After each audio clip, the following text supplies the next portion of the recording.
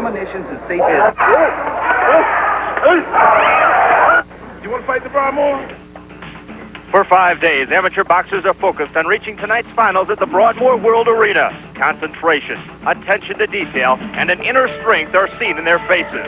The experience has brought rewards only to those who have made their best effort. The sorrow of defeat and the spirit of victory have been played out many times this week. Tonight, 24 of America's best will try to place their names next to victors. It's the United States Amateur Boxing Championships on U.S. Olympic Gold.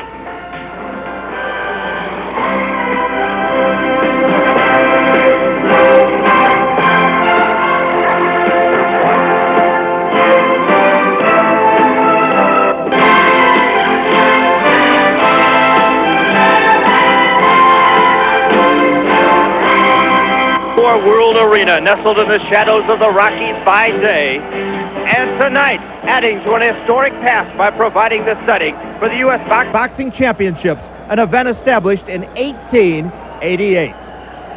Hello, I'm Craig Sager, and tonight we crown 12 national champions from a cross-section of amateur boxers that just a few days ago numbered 244. Among them, a forklift operator, a mortician, a fashion designer, a steer wrestler, and a minister. Contrasting in years from 30-something to the new kids on the block about half that age. They hail from the urban areas of New York City to the rural surroundings of Ripley, Tennessee. And believe it or not, they range in weight from barely 100 pounds to nearly 350. 20 former champions have parlayed victories here into Olympic gold. Among them, Floyd Patterson, Muhammad Ali, George Foreman, and Sugar Ray Leonard. Later in our show, we will have our Minute Maid Olympic journey. But right now, it is my pleasure to introduce Mel Proctor and Kevin Kiley. All right, thank you, Craig, and it's always a thrill for me to return to Colorado Springs because I went to college here at Colorado College, affectionately known as the Harvard of the Rockies. Yes, indeed, the Harvard of the Rockies. I spent many an hour in this building watching college hockey. But Kevin Kiley, tonight it's boxing, and we're going to see some of the top U.S. boxers, including Oscar De La Hoya, who won the championship last year at 125 pounds. He also won the Goodwill Games Championship, a great young prospect, moving up to 132 pounds. And has a great future, the classiest boxer maybe in the entire U.S. stable. He's a tremendous competitor. But interestingly enough, throughout these championships, Mel, he's really not been himself. He got hit quite a bit in the semifinals. He'll go up against a fellow named Patrice Brooks. Now, Oscar will be favored. Brooks has a tendency to have a mental letdown, turn into a slugger. But based on what happened in the semis, he may do some damage to Oscar. And we'll also see the common man's favorite boxer, 29-year-old Javier Alvarez, a two-time U.S. champion, as well as two-time world champion Eric Griffin at 106 pounds. Well, first Javier. Well, Javier would someday like to be the mayor of San Antonio. Wouldn't we all? Yes, we certainly would. But first, he would like to win tonight. Interestingly enough, he doesn't think he's a great boxer, and he's going up against a fellow named John Bray, who's a pretty good athlete, but sometimes erratic, and they are very close friends. That'll be an interesting match. Eric Griffin, the Vegematic. He slices, he dices, and he'll go up against Orlando Malone, 106-pound forklift operator. Orlando may need the forklift against Eric. All right, let's get it underway. Our first bout at 132 pounds, Oscar De La Hoya and Patrice Brooks. De La Hoya is an 18-year-old phenom from Los Angeles. Won the championship a year ago at 125 pounds. Also the Goodwill Games gold, former Golden Gloves champ. What a bright future this young man has. And his opponent, Patrice Brooks, who was runner-up last year at 132 pounds. He's from the boxing hotbed of St. Louis, Missouri, a city that's produced the Spinks brothers, Michael and Leon, Teron Millette, another outstanding amateur boxer. And let's take a look at the tail of the tape, Kevin. Mel, as you look at the tail of the tape, I think the key really isn't in statistics in this bout. It's how will Oscar De La Hoya come into this bout? Is he himself? He really hasn't been himself throughout the championship. He's 2 years younger, 11 years boxing, though. Brooks has a good left. He can do some damage, but he does, as I said, tend to lose his concentration. Oscar De La Hoya in the red and Patrice Brooks in the blue. De La Hoya just 18. Brooks also a youngster at 20. Should be an interesting matchup. De La Hoya has been somewhat concerned about his conditioning. He's an avid runner, but said he's kind of a little lazy lately, slacked off in his running for a couple of days, and he's not totally pleased with his conditioning, but I think it's all relative because he's normally in marvelous shape. Yeah, his reputation, Mel, is to be in top condition, and he is a great technician. Stan Hamilton of Knoxville, Tennessee is the referee for this bout. In Three-minute rounds, a 1-minute rest period in between. The objective to land as many scoring blows as possible, and the winner of each round receives 20 points, the loser a lesser number. And by scoring blow, I mean landing the white portion of the glove. That's something to look for. In the semifinal, Oscar beat Teddy Randolph 5-0, went to the body quite a bit, and it cost him. The counter-punching, Randolph scored to the head quite a bit. Patrice Brooks will try to do that. In fact, De La Hoya said he felt he went to the body a little too much. He had a tendency to drop his hands and constantly going to the body and delivering those hooks, and he took some vicious shots to the head. That's a caution to Patrice Brooks. 3 cautions result in a warning. 3 warnings to a boxer result in a disqualification. A number of things can evoke a warning or a caution. Hitting behind the head, low blows, holding, things of that nature. Brooks counterpunching well with the left. The left is his most dangerous weapon. Scored to the head of De La Hoya. Mentioned De La Hoya's running ability. He has run the mile in 4 minutes and 10 seconds, and that's smoking. He outruns everybody on this boxing team. And yet it's funny, his style is not a running style. It's more of a plodding style, staying right in front. He just does everything instinctively. He's a natural for the sport of boxing. He does things that it takes other boxers years to learn. He just sport seems to come naturally for him. He's poised. He's got the great skills.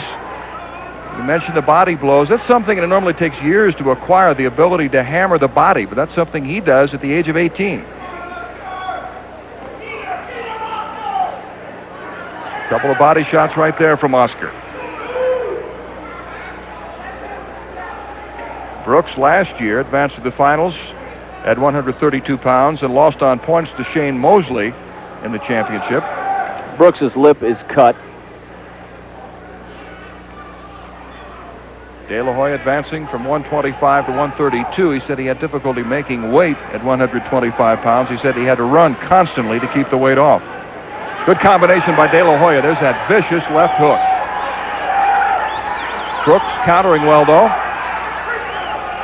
Well, De La Hoya combines speed, power, and great intelligence in the ring. And he got whacked with a right hand by Brooks. That has been the surprise so far. De La Hoya has been getting hit in this tournament.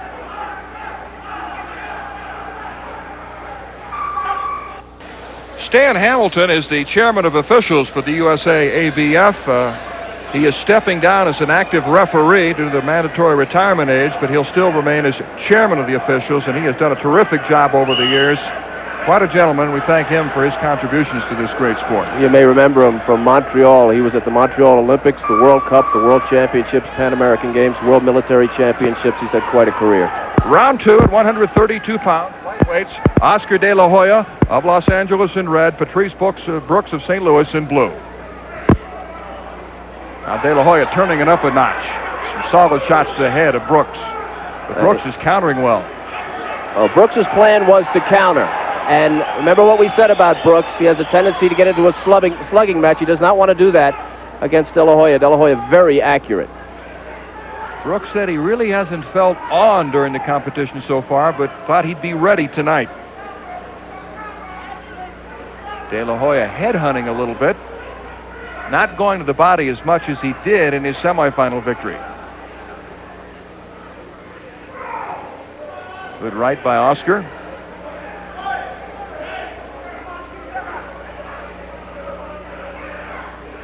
Looks like there's some blood in the lower lip of Patrice Brooks. He's blocking those body shots well. That's his plan, to block the body punches and then counter.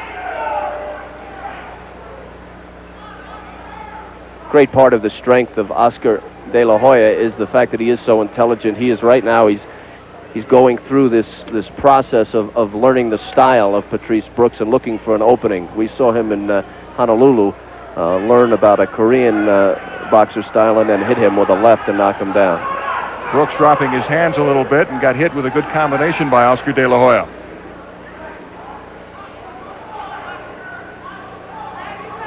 Good left by Brooks, but De La Hoya countering with a flurry. And getting hit again. One of the things De La Hoya has had problems with is moving after he throws a combination. Very difficult for a boxer to learn throw it, step to the right or left, and don't get hit back. He's standing right in front of Brooks, and Brooks doing the same for him.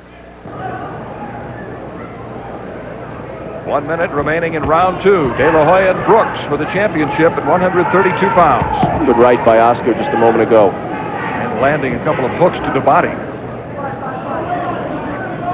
His body punches just take so much out of a boxer.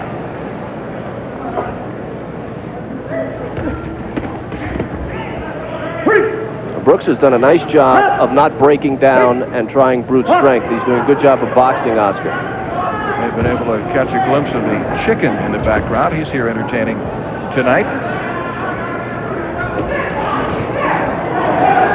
Final 30 seconds of round 2. Interesting matchup so far. Yeah, Oscar tried to go to the body. Brooks countered beautifully. De La Hoya has not been nearly as sharp in this competition as we've seen him before in last year's championships, in the Goodwill Games when he beat his U.S. teammate Ivan Robinson for the championship.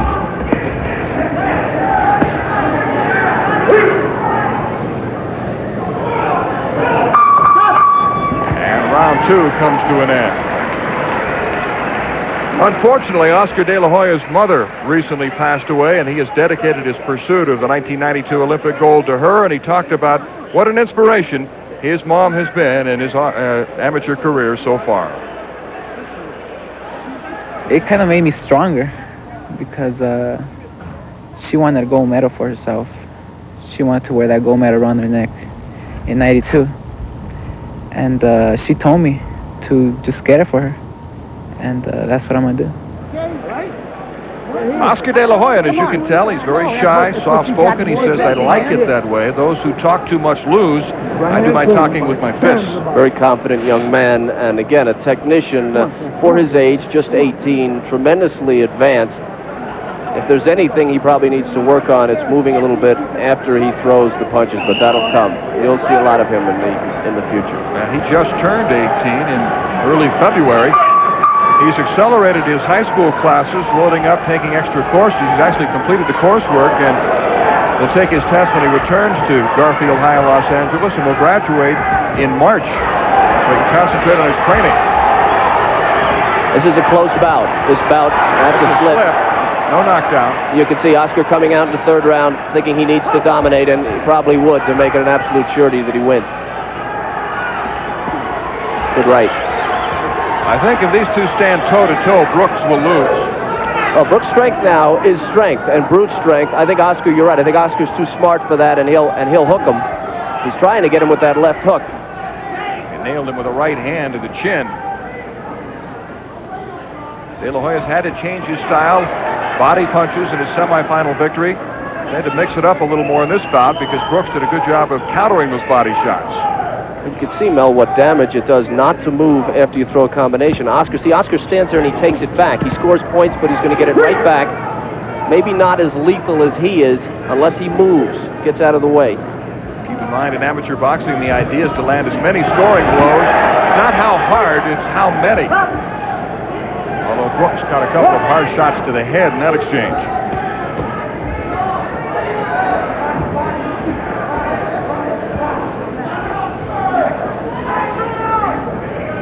Action coming to you from the Broadmoor World Arena in Colorado Springs, Colorado. The fourth consecutive year the championships have been here, and we've got a big, enthusiastic crowd here tonight enjoying the action. That's a caution to De La Hoya for pushing. Interesting. Oscar has completely discarded the body attack, and he's going head-to-head literally with Brooks, who is not going to the body either. And Oscar is just not as impressive as we've seen in past bouts. He is, as Pat Nappy said, he is not himself. Good left. Both boxers landing solid punches. Those are even exchanges. Brooks is fighting very well.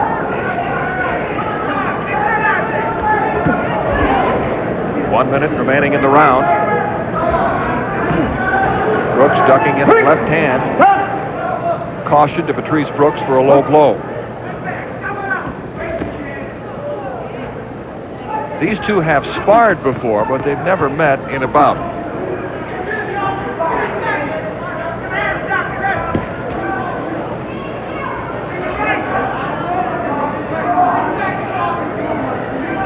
Quite an accomplishment just to stay in the ring with Oscar De La Hoya for 3 rounds. His opponents normally don't last that long. Teddy Randolph lost 5-0 in the semis, but he fought very well against De La Hoya and inflicted a lot of punishment. That may be showing here in the final. Oscar took a lot of punches to the head in the semifinal. Both boxers landing, trading right hands. Well, there's that right and not getting out of the way and then taking a punch immediately afterward. This would appear to be a pretty even round. I think the difference in this is going to be to De La Hoya, the little punches. He's thrown more little punches. A flurry at the end of round 2. Patrice Brooks and Oscar De La Hoya. A good bout so far at 132 pounds. We'll have more from Colorado Springs as action continues in the U.S. Championship. Patrice Brooks in the blue deserves a lot of credit. He hung in there with De La Hoya. You could see give and take. We talked about it during the bout. After they threw, they didn't move, so you can see that they got it back and forth. It seemed to be a very close bout.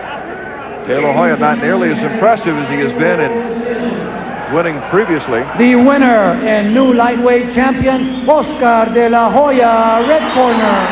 Well, Oscar De La Hoya is the winner.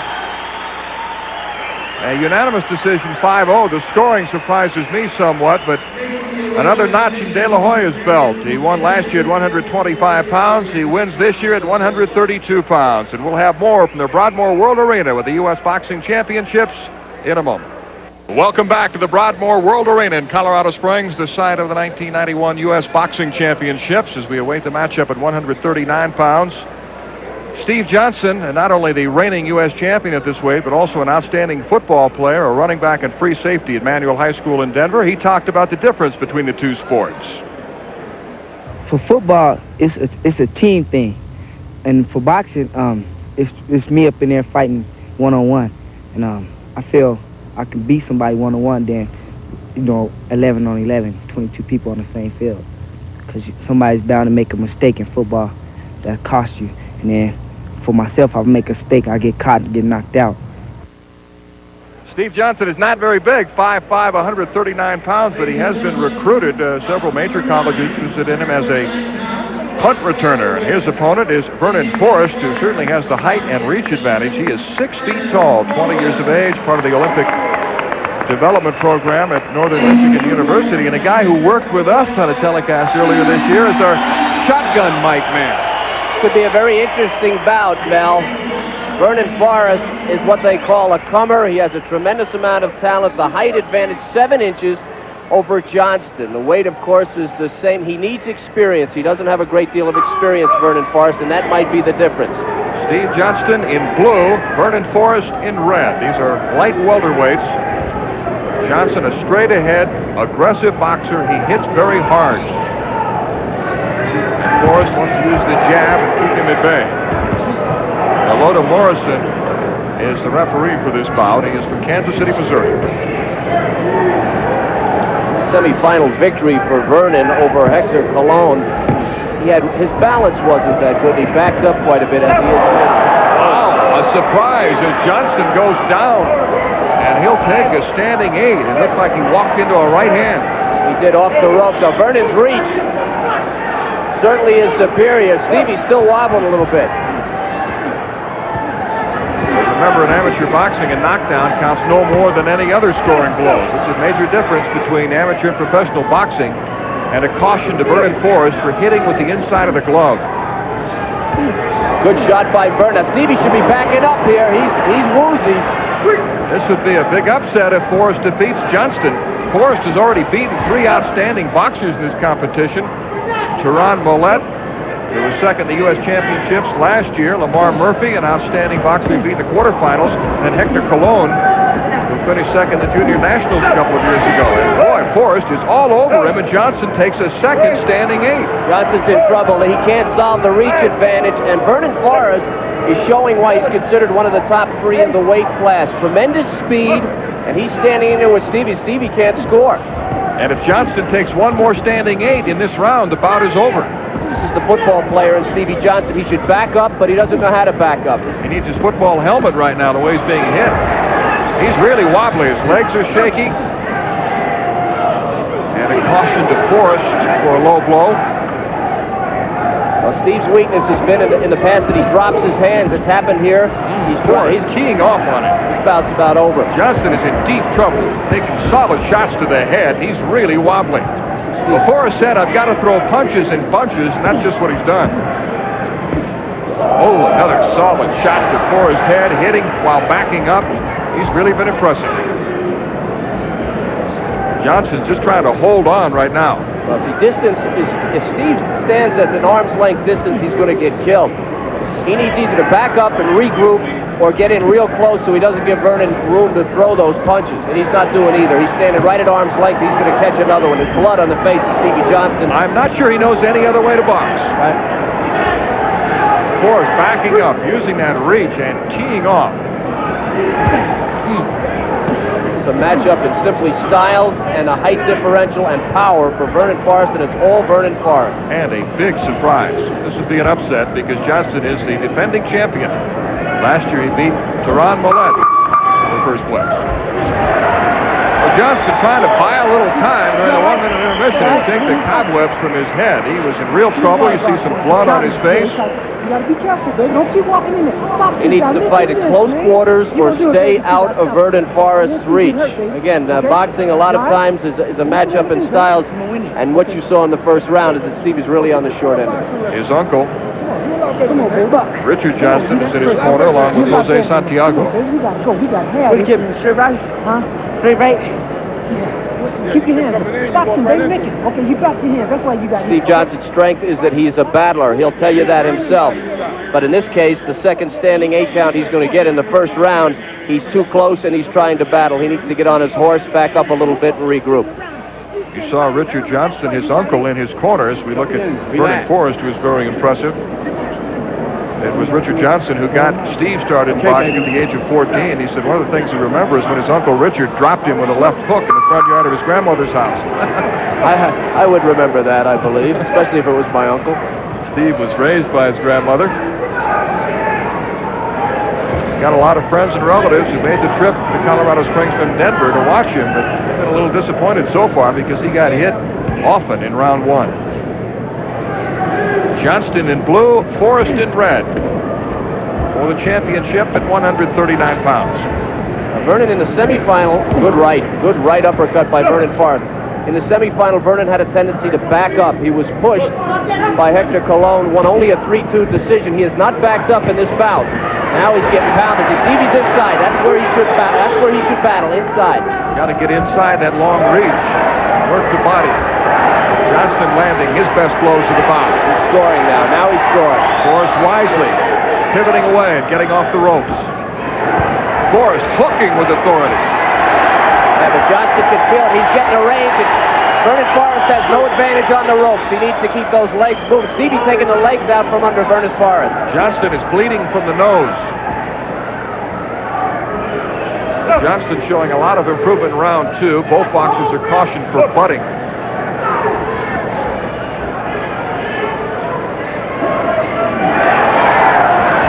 Johnston beginning to score, dropping down, landing some body shots, and back to the head.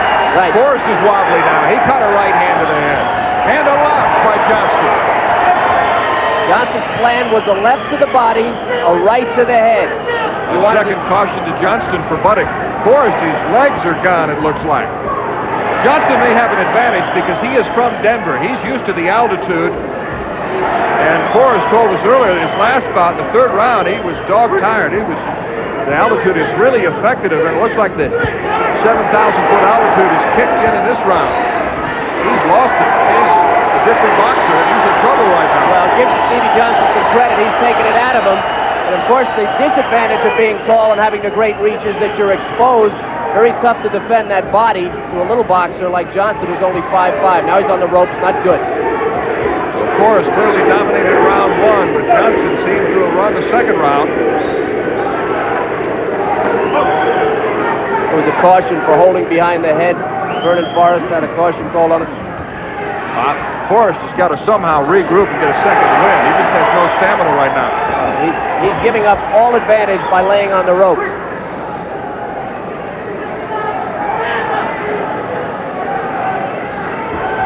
Johnston closing in.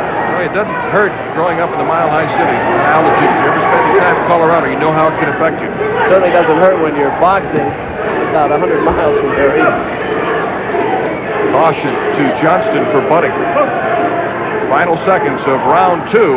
Vernon Forrest and Steve Johnston. This one looks to be pretty even as we go to the final round.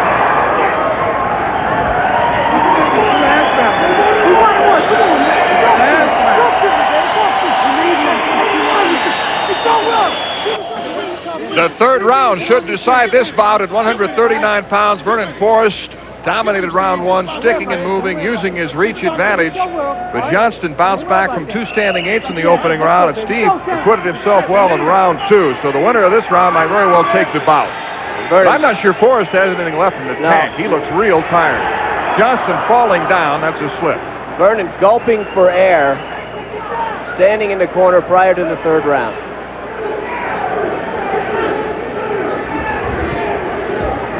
Johnston trying to cut off the ring.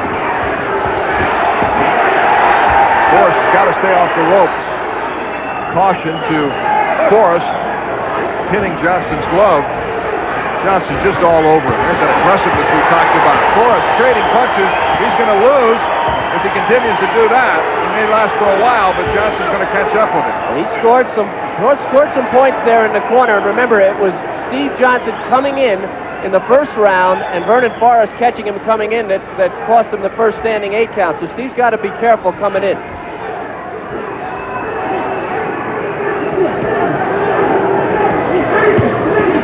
Johnston is negating the reach advantage, though, by boxing in close proximity.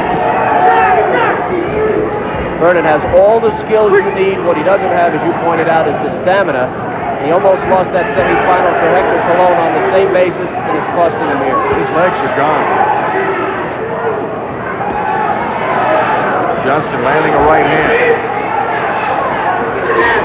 Johnston barely made it through round 1. He took 2 standing 8s. One more in the bout. He's hurt. Johnston's hurt. He took a right and a left. Looks like Forrest is just holding on right now, though. You have to give Stevie Johnston credit. Good hook by Forrest. I don't know where he's getting this reserve of energy because he looks like he's really tired. But still landing some effective blows. He's scoring points there in the third round. He looks bad, but he's scoring points. Stevie tired now, too. Both boxers have thrown a lot of blows. Good right hand by Johnston. It's very close to an even bout, in my opinion, here. More than midway in the third round. Steve Johnston, the pride of Denver, and Vernon Forrest, a student at Northern Michigan University and part of the Olympic Development Program. Those are all scoring punches by Steve Johnston there inside. Forrest desperately trying to throw blows. He just doesn't have anything left. Johnston, the pressure of the two right now, though both are tired. A caution to Johnston for butting. Tremendous bout. They're two very brave boxers.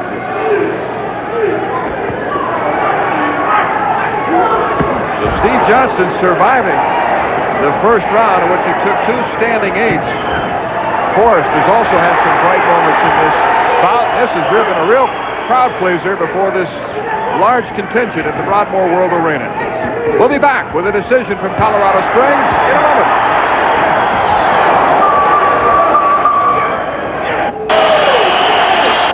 This was a dandy at 139 pounds. The crowd favorite, Steve Johnston from Denver, which is about 75 miles from Colorado Springs, and Vernon Forrest. Both had their moments.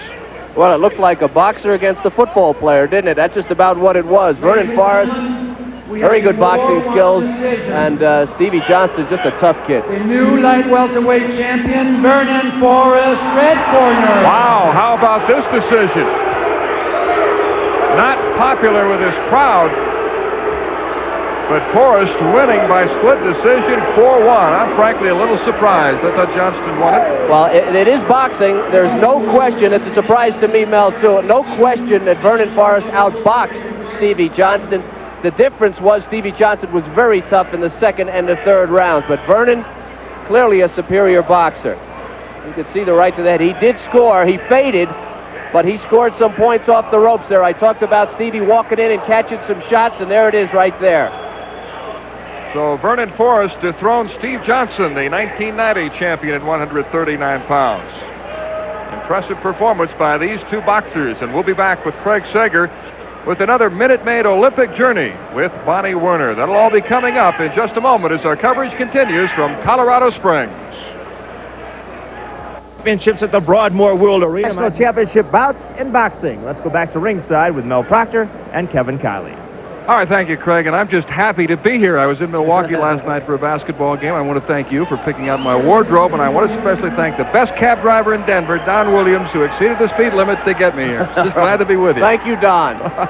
We get ready for the big boys. Two guys who are good friends, Javier Alvarez and John Bray. Alvarez, an interesting story, of course, 29 years old. Everyone says that this division is, well, frankly, not the strongest, and that Alvarez wins because he doesn't have great competition. Alvarez himself admits that he's not the best boxer in the world, but he does a tremendous job in winning. John Bray, 20 years of age, from Van Nuys, California. A bit of an enigma. I think the U.S. coaches felt that he would have made more advancement by this time in his career. He's big and strong, 6'3", 195. He has some skills. And Alvarez is the kind of boxer who will frustrate a young boxer. These two have met twice, each boxer winning a bout. Alvarez relatively advanced in years for an amateur. He's 29. He'll make you look bad. John Bray has some skills. They say he's a little thick-headed sometimes, doesn't want to listen, but he does have the skills to be a good boxer, and he's kind of riding a high. He was very good in the semifinal. Alvarez in red, Bray in blue. The referee for this bout is Tony Filippelli of Utica, New York. Alvarez won the heavyweight championship in 1989 and again last year. Last summer, the Goodwill Games in Seattle, he faced world champion Felix Savon of Cuba in the quarterfinals and lost to him, and Alvarez said Savon is the best boxer he's ever faced. John Bray says he can't let Alvarez, who he calls an amateur professional or a professional amateur, he can't let Alvarez be aggressive. So far, though, he can't back up or Alvarez will be aggressive, and he is backing up. Alvarez doesn't hit hard enough to knock either one of us out, but what he does is push, shove, hold, land some scoring blows. He knows how to use the amateur rules. It can be very frustrating boxing against him, but he does not have a big punch. Bray has been coaching himself, and frankly, he looks like it, holding his hands very low, backpedaling into the ropes. Probably the wrong thing to do against a boxer as experienced as Javier Alvarez. Bray told us that he's listened to so many different coaches over the years that he got confused, and he's had to sort out what works and what doesn't, and just kind of trust his instincts as to what he wants to do in the ring. They beat Bobby Harris, who's a pretty good boxer, in the semifinal. 2 standing 8 counts. They stopped it in the second round. John Bray, the winner. Alvarez applying the pressure, pity-patting with the left hand, but piling up all important points. Professional amateur. He knows how to box in the amateur style. He goes for points. Bray countering well off the ropes, landing a left hand. This is not going to win it for Bray. Bray needs to box in the middle of the ring. Look at his left hand down by his side. Alvarez will win those exchanges. His punches are more direct. Bray has a tendency to go around with hooks, not score, slap. You can see there's Alvarez again with a little right to the face. Those don't hurt, but they count as scoring blows in the eyes of the judges.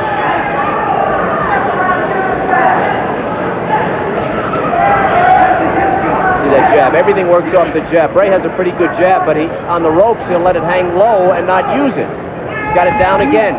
Bray got caught with a left to the chin. He's wide open for a right hook. Wide open for a right hook. And Alvarez has shown us over the years that he can really take a punch. He's been hit by the best, including Felix Savon of Cuba. Well, Alvarez doing pretty much what he wants to. He's taking the bout to Bray and using his experience in round 1. We'll be right back. Round 2, Javier Alvarez and John Bray. Alvarez in red, Bray in blue. Alvarez told us when he was 13 he had to do a class project about what he wanted to accomplish in his life, and he said he had 3 dreams that came to him. 1, to become heavyweight champion. 2, to become the first member of his family to finish college. And 3, to become the mayor of San Antonio. Well, he's not going to be heavyweight champ professionally. He has 3 years to go in college, so that's within his grasp. but he says he's going to be the mayor of San Antonio someday. Well, you and I are moving to San Antonio to vote for him if he wins this. Bray has won the last 2 bouts that when they have faced off. So Alvarez is on a 2-bout losing streak to Bray.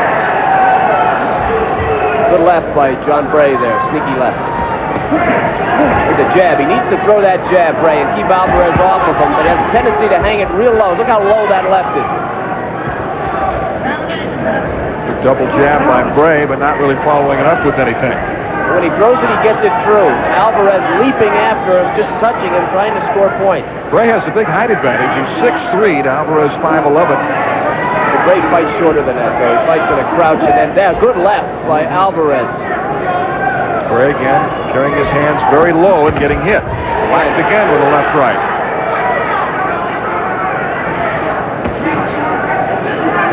Bray needs to be aggressive, to use that jab. He needs to be in the middle of the ring, Mel. He cuts himself off, and he's right here. He's right above us now on the rope, puts himself at a tremendous disadvantage, and then starts leaning back, and Alvarez experienced enough to catch him as he goes back. Last year in the '89 U.S. Championships, Alvarez defeated Bray in the semifinals. Alvarez, the kind of boxer that everybody can cheer for. He's got that roly-poly body. He's 29 years old. Done a lot of things in his life. He's been in the Navy. Now studying at the Incarnate Word University in San Antonio. Does a lot of work with youngsters. Gives motivational speeches. Interesting fella. Al Davis would love him. He's got him in the corner again. And that's where Alvarez will pile up points. Al Davis of the Raiders says, well, don't tell me about my team. Just win, baby. And that's what Alvarez does. He has 2 national championships, 2 U.S. championships consecutively, going for his 3rd. He doesn't look good, but he just wins. Again, he lunges. He's lunging, but he's scoring points. Bing, bing. Alvarez knows he has no professional career. After all, he's 29, but he's enjoying being an amateur. Bray, on the other hand, would like eventually to turn pro, but he's going to have to show a lot of improvement. He's reduced. Alvarez has reduced this bout to his style. Bray is flailing, and he took a right, a left and a right there, and a right, and now he's on the ropes, and he's throwing those wide punches, and Alvarez directly inside, scoring points in the amateur fashion, dominating the bout.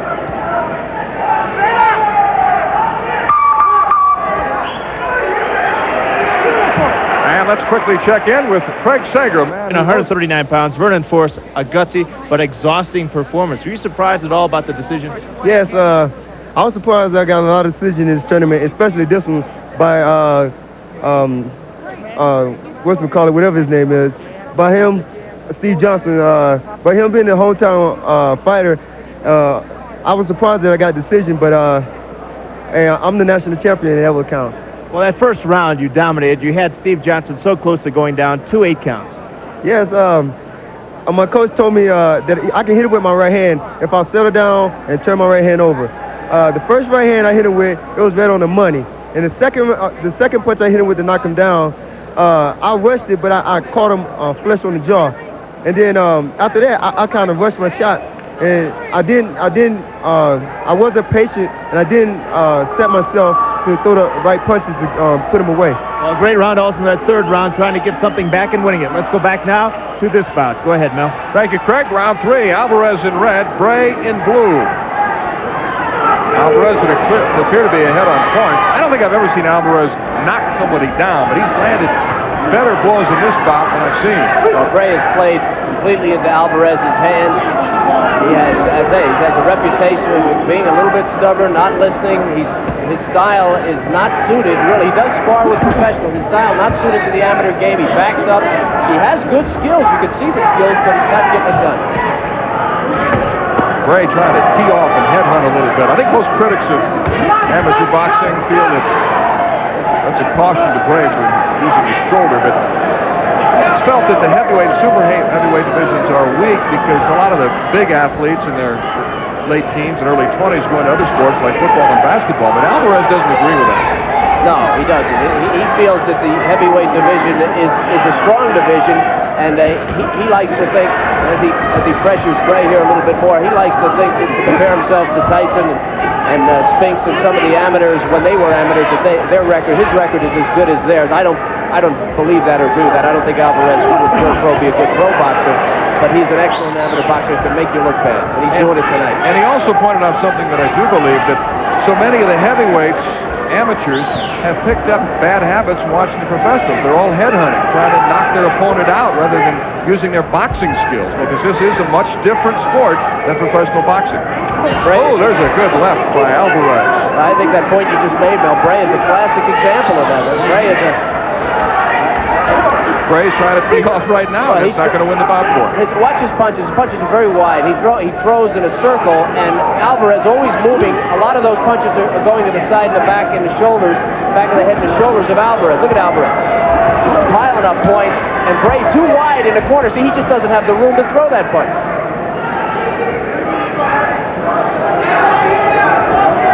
Bray again dropping his hands. He's trying to land that one big blow, but it's very difficult to take Alvarez out. He can really take a punch.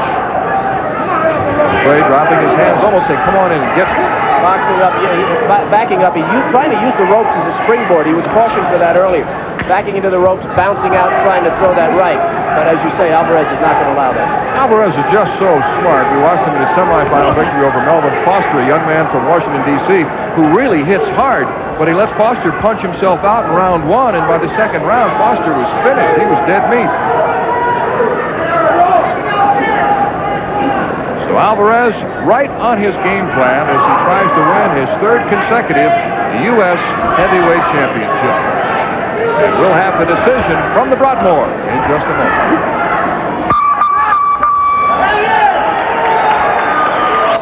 Mel Proctor with Kevin Kiley and Craig Sager back at the Broadmoor in Colorado Springs. We wait for the decision in the heavyweight division. Skills definitely on John Bray's side. Younger, definitely an advantage there, but the left for Alvarez got through, as did the right most of that bout. Bray backed up, caught a bunch up, in my opinion. Javier Alvarez has his third straight U.S. title. And a typical Alvarez exhibition, pushing, holding, Ladies keeping and his gentlemen, opponent off balance and frustrating. Decision. The new heavyweight champion, John Bray, blue corner. Oh, no. Now, these referees have watched a different bout. I don't understand this decision at all. Boy, that's a tough one there. I mean, I don't know what to say, except that by amateur rules, I mean, obviously we felt that Alvarez won the bout. I think Bray thought that Alvarez won the bout. The look on his face. They're very good friends. This won't affect their friendship, but a surprise decision.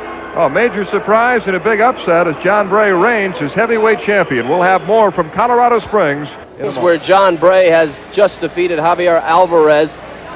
Surprising decision, and a reason, I guess, to try out a computer system in amateur boxing, and they are testing a computer system tonight in Colorado Springs. There are 5 judges aside from the 5 official judges. Do you see the red and the blue button? Every time a scoring punch is thrown, a judge will press one of those buttons. At the end of the round, the score will come up on that board. Now, hopefully going to the electronic system, Mel, and the Russians developed this, it'll be used in the Olympic Festival in L.A. It will eliminate maybe some of the guesswork in the judging. And hopefully will eliminate some of the political element in scoring these bouts. Well, we've had another terrific evening of boxing here at the Broadmoor in the 91 U.S. Championships, and let's look back over the various weight divisions and show you how these youngsters have done tonight. The 112-pound matchup featured Tim Austin, the Goodwill Games champion, against John Herrera, who won the gold at the U.S. Championships a year ago at 106 pounds, moving up in weight. Austin's southpaw style seemed to confuse Herrera, who took a standing 8. 5-0 Austin, the decision. At 125 pounds, Ivan Robinson, the runner-up in the U.S. Championships a year ago at this weight, met 29-year-old Kenneth Friday, a 2-time Air Force champion. It was no contest. Robinson's hand speed was just too much. He piled up the points and a unanimous 5-0 decision. At 147 pounds, 19-year-old Pepe Riley, who just 3 years ago was boxing at 106 pounds, he's moved all the way up to 147 pounds and met Pat Bracetto of Vancouver, Washington. This was a slugfest with Riley pounding out a 5-0 decision. Raul Marquez was a 1989 U.S. champion at 147 pounds. He moved up to 156 to face Wayne Blair of Miami, Florida. Marquez seasoning, his experience were just too much, and he won 3-2 over Blair. At 165 pounds, Chris Bird, one of 4 brothers who boxed professionally or in the amateur ranks, faced 3-time Air Force champ Ronald Sims. Bird used his quick hands and ability to box off the ropes. A very impressive 5-0 decision for Bird. At 178 pounds, Terry McGroom, the runner-up in the 178-pound division a year ago, and the silver medalist in the Goodwill Games, faced Denard Trapp, the Army champion. This featured a great 3rd round. They stood toe-to-toe and traded blows. McGroom came away with a unanimous 5-0 decision. In a battle of super heavyweights, Larry Donald of Cincinnati, a 2-time National Golden Gloves champ and the Goodwill Games silver medalist, was up on his toes, sticking and moving and using his hand speed. He had no problem with Archie Perry of the Marines. A 5-0 decision for Donald. And this big crowd has enjoyed the action. You're looking at Sergio Reyes, the reigning U.S. champion at 119 pounds. Also a Marine. The last time we spoke with him, he was very concerned about going to the Persian Gulf. We revisited Sergio and got his feelings about the Gulf War. Marines did their job over there. The military itself did their job over there, and I'm glad the war is over. What are your thoughts about your friends coming back from Iraq? Well, today I was reading in the paper. You know, I was looking at the names of the lives that passed away. Unfortunately, we had some lives, but that's expected in war. I'm glad we only had 79. But I didn't see any of my friends. I seen one person from my hometown, from Fort Worth, Texas. I didn't know him, but I'm glad they're coming home. You know, it won't be till about March or April, but I'm glad they're coming home. The pride of the Marines, Sergio Reyes, stationed at Camp Lejeune. His opponent, one of the youngest boxers in the competition, 16-year-old Wayne Chandler. Cannot yet box internationally, Wayne Chandler, but they believe he is a great talent. A little bit of frustration. They'd like to throw him in against some international boxers. Sergio Reyes has great experience, very tough inside, a straight-ahead type of guy. You can see 5'2" and 5'3", not much of a height advantage, but the age and the experience certainly on Reyes' side. And you mentioned Chandler's age. He's 16. You have to be 17 to take part in international competition. Bob Wimberly of Patterson, New Jersey, is a referee for this bout. Reyes, the U.S. champion, Goodwill Games champ, Marine and Armed Forces champion, the 88 National Golden Gloves champ, and recently named the 1990 Armed Forces Athlete of the Year. He's had quite a track record. Reyes in blue, Wayne Chandler in red, out of Miami, Florida, a product of the Miami Police Athletic League program. Showing he's not afraid to mix it up with Reyes. Reyes not much of a defensive boxer. Well, what he does, he just comes right at you. His offense is his defense. You can see he gets off very quickly. And he'll test the 16-year-old. Looked like a low blow by Chandler, and he receives a caution for that. It's tough to hit a guy 5'3" low. You got to go way down there. Reyes enlisted the Marines largely so he could work with the longtime Marine boxing coach, Roosevelt Sanders. Prior to that, he boxed out of the David Gorman Boxing Club in Fort Worth, Texas. Reyes has been bothered by a bad right hand. He has a calcium deposit on his right hand. During the Goodwill Games, he actually won his semifinal and final bouts using his left hand only. He is really courageous. He's tough. He just took a right to the nose. Chandler has the skills. Again, the experience is the difference, but you never can tell in boxing. Again, styles. Chandler looks a great deal taller than 5'3" to me. He looks like he towers over Reyes. I think he might be 6'3". Yeah. His coach, Patrick Burns, said he's been boxing 18 and 19-year-olds since the age of 13. Caution to both boxers. If nothing else, this will be an educational experience for young Wayne Chandler. Well, the biggest difference when you come out of the juniors is you find that the boxers are stronger, and Reyes is a very strong boxer. Good right as he's coming in, a right to the nose. Chandler holding. That's a club to the head and a caution to Chandler for hitting behind the head. Pat Burns said Chandler's very mature for a 16-year-old and very dedicated. He said he's the first boxer in the gym and the last to leave. Needs the jab. Needs the jab now. He's a little confused. He's pulling around. Yeah, see, another caution. He needs to use that jab to keep Reyes away from him, and he's not jabbing. There it is. Reyes' experience, I think, will just be too much for Chandler, but what a future this youngster has. Only 16.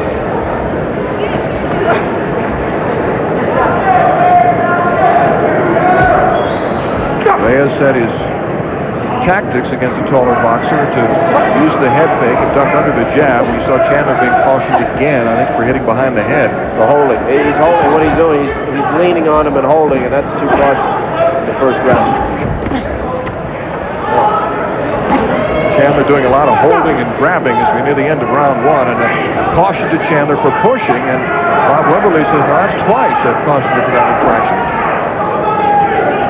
Chandler again confused, just took a couple of good blows to the head. He can switch, he can become a southpaw. Ooh, he nailed Reyes with the right hand. Sergio walked into that one.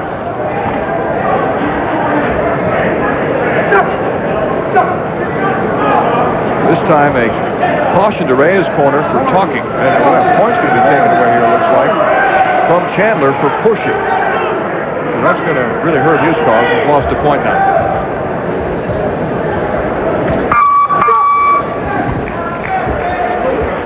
Mel Proctor with Kevin Kiley and Craig Sager back at the Broadmoor World Arena in Colorado Springs, the site of the U.S. Boxing Championships. These are bantamweights. Wayne Chandler, a 16-year-old from Miami, and Sergio Reyes of the U.S. And Chandler getting another warning for the same thing, holding or pushing his opponent down. So that's twice. And those points being deducted, if he had a chance to be good enough, were probably going to cost him the bout. He's in danger of being disqualified here. What they told him in his corner, Wayne, they told him to jab. He came out jabbing, but he gets lost when he gets in too close. He starts battling, and that's where he does his holding. His coach, Patrick Burns, told him, every time you've thrown the right hand, you've landed. So use that right hand. Told him to aim right at Reyes' head because Sergio's ducking under. That was close to another warning to Chandler. He pushed Reyes' head down.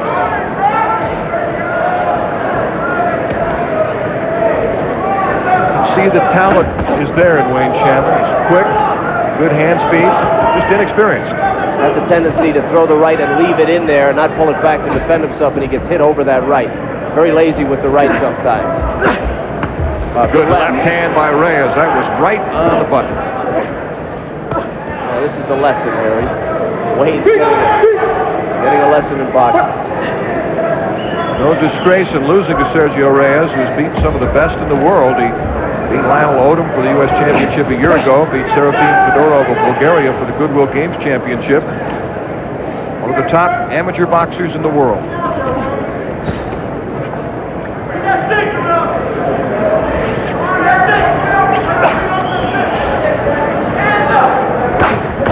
Good left by Reyes. Teeing off on the right hand now. Minute 20 remaining in the round. You look at Sergio's eyes, Mel. They get so big when he boxes. They're wide open. He's got a lot of heart. We're talking about the hand injuries, and the hand is feeling much better. He's been using massage and therapy to improve the hand. He said it's feeling pretty good, but I'm still a member of the Goodwill Games boxing with his left hand and winning the championship. Couldn't even throw a right hand. Pot-shotting Chandler now, lefts and rights to the head. Chandler's getting a little frustrated at this point. He's also getting beat up. Reyes going to the body. Chandler, see, Chandler really doesn't know what to do. That's the experience. He doesn't know how to get away, and that's where the cautions and the warnings are coming in. He doesn't know what to do when he's hurt.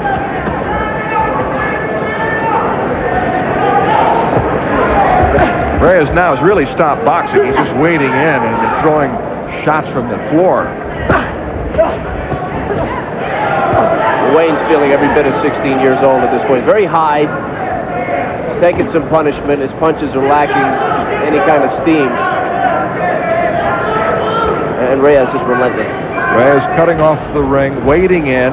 Chandler getting a little awkward now. Good combination by Reyes and a good second round for Sergio. And now let's go to Craig Sager, who's standing by with the new heavyweight amateur champion, John Bray. Well, thank you very much, Mel. John, first of all, it was a close bout. Did you think you won, and what was the difference? Yes, I won. There's no doubt about it. It's just I wasn't pleased with my performance at all. I didn't dominate him the way I wanted to. And due to a hyperextended elbow in the first fight, it throughout the tournament got worse. And in the semis, I had a war with Bobby Harris. And it just took a lot away from the elbow, and I wasn't able to land the right hands that I would have, which would have stopped Javier, I think, in his aggressiveness.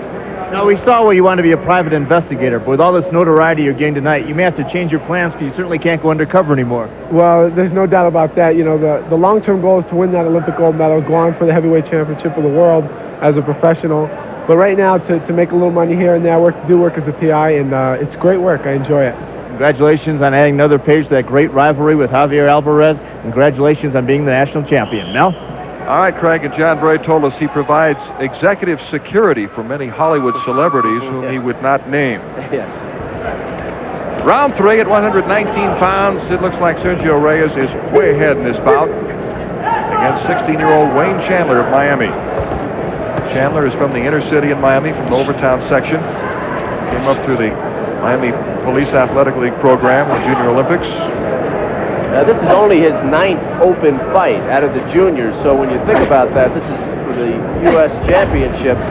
You have to understand, Wayne Chandler is an outstanding athlete. At 16 years old, is 16 years old. And quite an accomplishment to reach the finals at such a tender age. Well, you consider 4 of those 9 were right here this week. And he's a game youngster, too. He's hanging right in there.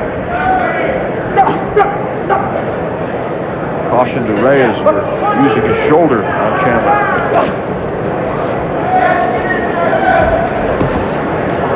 I asked Wayne what the most difficult punch for him to throw, as he said it was an uppercut, and of course the uppercut would do a lot of damage to a ducking Sergio Reyes as he came in, and Wayne just hasn't picked it up yet.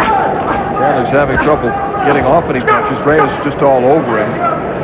Caution to Chandler for spinning Reyes around. Sergio whacked him in the head while he had him turned around. 3 commands used by the referee: stop, box, and break. That's to cut through the language barriers in international competition. Reyes just winding up and throwing heavy blows. He hit Wayne Chandler, and Wayne said, "Nice shot, man." Right after he hit him, he stopped and said, "Nice shot." Right in the middle of the round. And another caution to Chandler for holding, pinning Reyes' arm. No disgrace in losing to Sergio. Chandler running away from him right now. Well, Chandler has a lot to learn. This 3rd round each round is a different learning experience. Now he has to deal with the pain and the fatigue of being beaten. He knows he's been beaten, and yet he's hanging in there and boxing and throwing and getting off. And at 16 years of age, he has a good future. He started boxing at the age of 10 when he watched his friend Santana Lewis in the gym. Lewis, who's part of the U.S. amateur program. Reyes began his boxing career at the age of 7. He says he still has the photographs of his first bout. He was 47 pounds at that time. You wonder what gives Reyes trouble. He had trouble with the Cubans, he said, because the movement bothers him. Had trouble catching the Cubans. They can hit him from afar. He doesn't have much of a reach. He beat one of Cuba's best boxers, Enrique Carrion, in a first-round bout at the Goodwill Games. So this one would appear to be all Sergio Reyes as he tries to win his 2nd consecutive U.S. championship at 119 pounds. We will see Wayne Chandler again, though, Mel. A caution to Chandler's corner for coaching. You can't talk to your boxers when they're in the ring. And we'll be back with a decision at 119 pounds in just a moment as boxing action continues in Colorado Springs. Good job, Kurt. Welcome back to the Broadmoor World Arena in Colorado Springs, not only the home of the U.S. Boxing Championships, but the home of many outstanding skaters. Peggy Fleming trained here years ago, and Hayes Allen Jenkins, David Jenkins, more recently Jill Trenery. But tonight, it's boxing at hand as we await the decision at 119 pounds. Ladies and gentlemen, we have a 5-0 decision. The defending bantamweight champion, Sergio Reyes, blue corner. No surprise there. A unanimous decision for Sergio Reyes. Coming up, Eric Griffin, a 2-time world champion who has never won a U.S. championship, will try to accomplish that feat as he faces Orlando Malone. But right now, let's go to Craig Sager and my original boxing analyst, Harvey Schiller. Well, thank you, Mel. Recent days and months have been filled with those events that do alter our times. And with me, Harvey Schiller, the Executive Director of the United States Olympic Committee. How does the unification of Germany and the liberation of Kuwait affect amateur athletics? Well, the changes in Eastern Europe. Eric Griffin and Orlando Malone is getting ready to try to upset him. And Malone talked about how he'll go about approaching Eric Griffin. Because, like I said, I think I have the power, to hurt him, to make him think, well, before he tries to hit me, what am I going to throw so he don't get hit again? Because I feel once I hit him and he gets a taste of that power, he's going to think, he's going to be thinking a lot more than what he normally does. He throws a lot. He's a constant, boxer. He's constantly throwing. But I'm going to change all that tomorrow. Orlando Malone, 27 years of age, a forklift operator in a warehouse in Arvada, Colorado, facing maybe the best amateur boxer in the world right now. In fact, Eric Griffin was named USA ABF Boxer of the Year for 1990. He's also a finalist for the Sullivan Award, given each year to the top amateur athlete in the United States. He's a tremendous athlete, there's no question about it. Malone, a forklift operator, tried to turn professional, but he couldn't get about it, 106 pounds, so he came back. You can see the age difference. Certainly the experience goes to Griffin, height about the same. Well, you saw Malone run out and try to take the bout to Griffin. I've never seen anyone accomplish that feat, but I've always felt that's the only way to beat him, is to be just as aggressive as he is and keep the pressure on him. That's a difficult thing to accomplish. That's what Malone is trying to do. Malone was very aggressive in his semifinal decision against Jerome McIntyre, although he won just 3-2. He took a lot of punishment. He is an aggressive boxer. He feels he's faster than Griffin, and Griffin, of course, is the Vegematic. He goes high speed and slices and dices, and he throws from every angle. Eric Griffin in red, Orlando Malone in blue. These are light flyweights. Griffin, a two-time world champion, Goodwill Games champion. He has not competed in the U.S. Championship since 1987 when he lost to Michael Carbajal. Griffin scoring inside there. Griffin has worked on the jab. He's not much of a jab type of a boxer. They're trying to get him to use it. He didn't really need it most of the time because he throws so many punches. Pat Nappy, the three-time Olympic coach, has had Griffin working on his jab and also boxing off the ropes. But Little E is confident. He says, I'm the best amateur boxer of my weight in the world. There is no one who can beat me, and the 1992 Olympic gold is mine. And that's the name of that tune. Now Malone giving him, Malone doing exactly what he said he would do. He's coming in. Not an easy thing to do. Maybe going out on the forklift, though, if he continues to walk in. Gene Reese, by the way, is the referee for this bout. He's from Chattanooga, Tennessee. Toe-to-toe action. Malone just began boxing 5 years ago at the age of 22.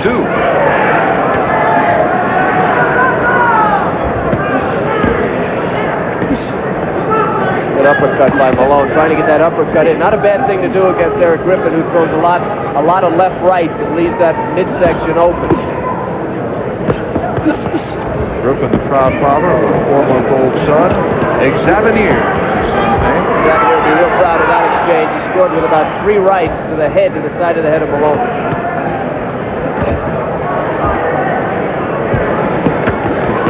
Griffin recently lost a bout in January in Honolulu as he's caution for butting. He lost to Kim Jin-ho of Korea 2-1.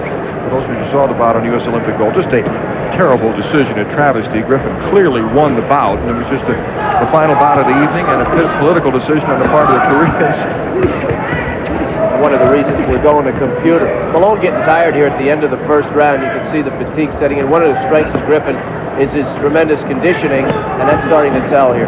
Griffin has had the flu within the last 2 weeks, but he says he feels all right now, and he has yet to have a bout go the distance in the U.S. Championships this year. As we wind up round 1.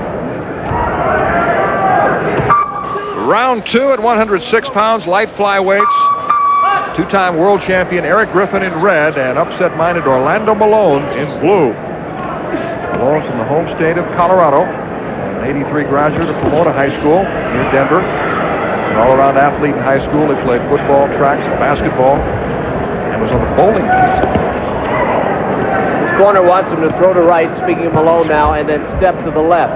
It's not doing it. There's an uppercut. Now, that uppercut has done some damage. And towards the end of the first round, Orlando had Eric in the corner a little bit. But he just took a left to the head, another left to the head, another left to the face from Griffin.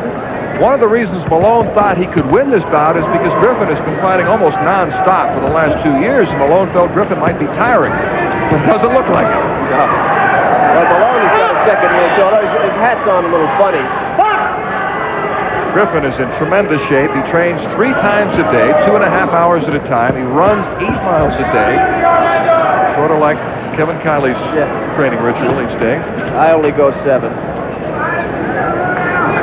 It's like Malone's arms are getting tired. Griffin nailing it to the left. Oh, right hook by Griffin. He really hooks well. Well, fatigue is the main difference, I think, in this bout. And Malone did pretty much what he said he'd do early, but now he's getting real tired. I've taken a lot of punishment, and that'll tire you out in a hurry. Although he has backed Eric up some. Caution to Griffin for butting.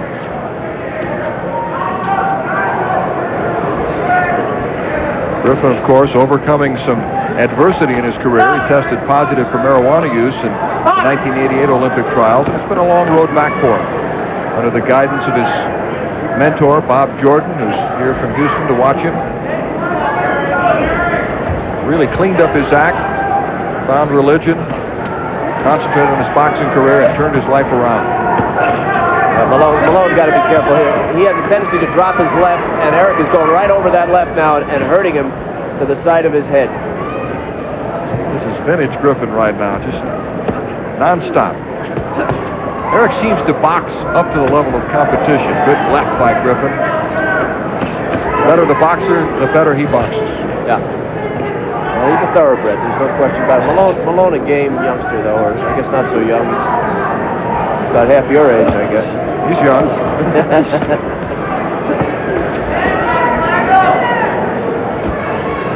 Eric is just relentless. Watch Malone's left now. Watch it. If he holds that thing much lower, he's going to take one. He's going to take a right over that left here. There it is. There's another one. Griffin has trouble getting in ring work because now the other 106-pounders want to get in the ring with him, so he ends up boxing, sparring with 112 and 119-pounders like Tim Austin, Lionel Odom, John Herrera, who's now boxing at 112. Caution to Malone. Pulling or holding. Griffin just nailing him now. From Louisiana, but now living and training out of Houston, Texas. In his corner, our veteran coach Kenny Lohr and George Howard. Ready to go that round, Kenny? Huh? Who's ready to go that round? Yeah, ready to go. Keep digging that body, baby. Don't let it down there. In, up and down. Nice and low. Need to throw some punches. Okay? Bunches of punches. Bunches of punches. Okay? Orlando has seen bunches of punches now, but he's been on the receiving end. Got a mouse under his left eye. In his corner, Jose Santiago and Roger Schwartz. Round 3 at 106 pounds. Griffin appears to be in command as he tries to win his first U.S. championship. It's interesting that Malone felt that Griffin was worn down and that's why he could beat him. Griffin has fought a little over 7 minutes in this entire tournament. He stopped everyone. Each of his first 2 bouts were stopped in the first round, and his semifinal opponent was disqualified for holding. Malone now backing up. Now, I watched his semifinal bout, and he did not back up in that entire bout. He's taking it from both hands now from Griffin. Well, 106-pounder Eric Griffin hits with a wallop. Malone just trying to stay out of the way of those punches right now. He's getting hammered. Vicious left hook. And a standing 8 count. 3, 4, 5, 6, 7, 8. Well, it looks like it'll be back to the forklift for Orlando Malone.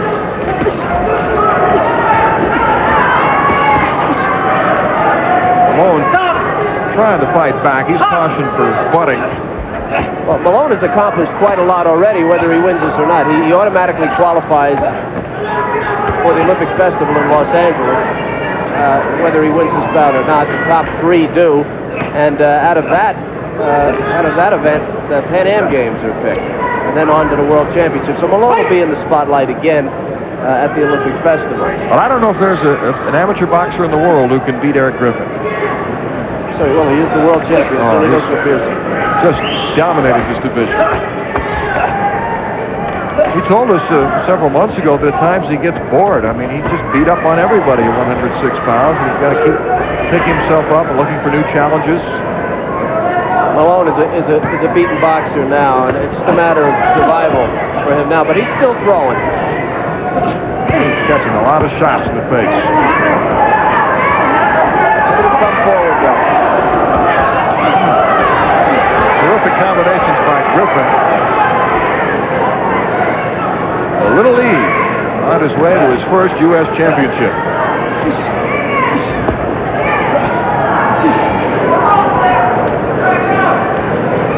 He's not taken part in the competition the last couple of years. Vicious shots, another standing 8. A tremendous left and a right to follow it up.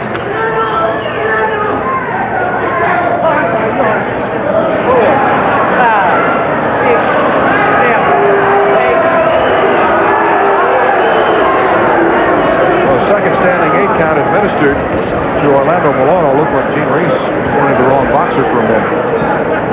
There's no question who's going to win this bout. Eric Griffin. Vicious left hand by Griffin, and Gene Reyes will stop the bout. So again, a Griffin opponent fails to go the distance as the referee stops the contest. And we'll return to Colorado Springs with a wrap on the U.S. champion. A courageous Orlando Malone losing to Eric Griffin as the referee stops the contest as Griffin adds to his trophy case with a U.S. championship to go along with 2 world championships and a Goodwill Games championship. Eric Griffin. So our congratulations to Eric Griffin. And for Kevin Kiley, I'm Mel Proctor. And a final word, let's go to Craig Sager. Well, thank you, Mel. America the Beautiful was written atop Pikes Peak just a few miles from here, and tonight we'd like to congratulate our 12 national champions from sea to shining sea. Next week, it's on to Germany.